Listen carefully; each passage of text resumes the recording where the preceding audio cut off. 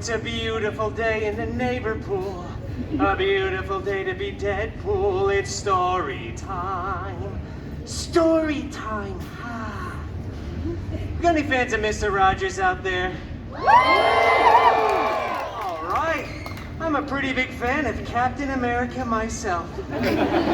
Are you all ready for story time? That's good to hear, because I certainly have a story to tell. Gosh, I love to talk.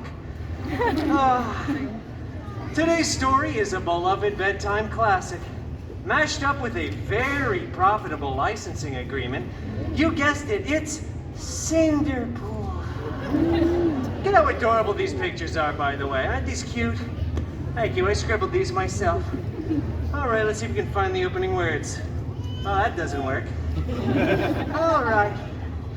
Once upon a time. You know what? It just feels wrong when I'm doing it with myself. Why don't we all say it together, shall we? 1, 2, 3. Once upon a time. See, wasn't that so fun and interactive? Well, anyway, upon that time, once, Cinderpool lived in a big mansion with his shiny-headed step-professor and a bunch of hideous step-mutants. The biggest one, Colossus, was always making up stupid rules that no one cared about. Like, please stop labeling other people's food in the fridge with your own initials. And for the love of Feige, stop hanging your underwear from the ceiling fan. The other main step-mutant, Negasonic Teenage Warhead, such a cool name, was always just texting and rolling her eyes. They were both super jealous because Cinderpool had a much larger fan base. I mean, this isn't called story time with Colossus, now is it? One day, an expendable non-union extra came running across the mansion grounds, screaming. King Thanos was planning the biggest battle of Phase 3.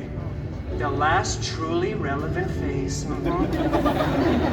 Cinderpool desperately wanted to go to the big battle, but Colossus said, "No, too dangerous. Cinderpool don't know how to be part of team."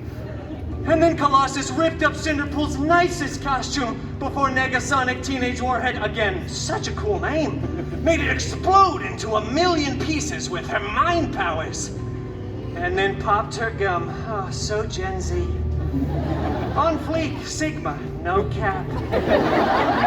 Cinderpool was very bummed and felt very vulnerable and exposed. Minus 100,000 aura, as Negasonic would say. He ran out onto the mansion grounds, stumbling for dramatic effect. Sorry to scare you, child. When suddenly, a big, strange, sparkly circle appeared. And from out of that big, strange, sparkly circle walked out Cinderpool's fairy hairy Wolverine.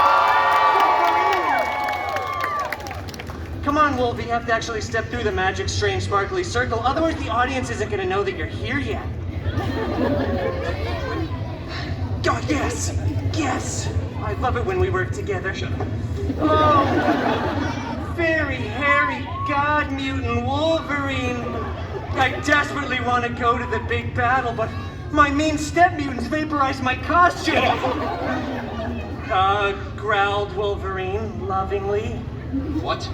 I don't have a costume. I need to go to the big battle. So just get another one and stop whining. Oh my god. Okay, well, after that very sage and somewhat Australian advice, Cinderpool headed off to the wardrobe department to find a freshly laundered costume, and then went to the big battle. Cinderpool missed most of it, though, because he stopped for chimichangas along the way. You know, priorities. But rest assured, when Cinderpool got there, the Avengers were still winning. Captain America looked so cool and so ruggedly handsome in those pants. Gosh, I love Mr. Rogers. And meanwhile, Cinderpool's fairy, hairy god mutant Wolverine was... I'm going to Pim's. I can't do this. Honestly, yeah, that checks out. Honestly, I don't even know if we had the rights to him at that point anyway, so that's fine. I'm sorry.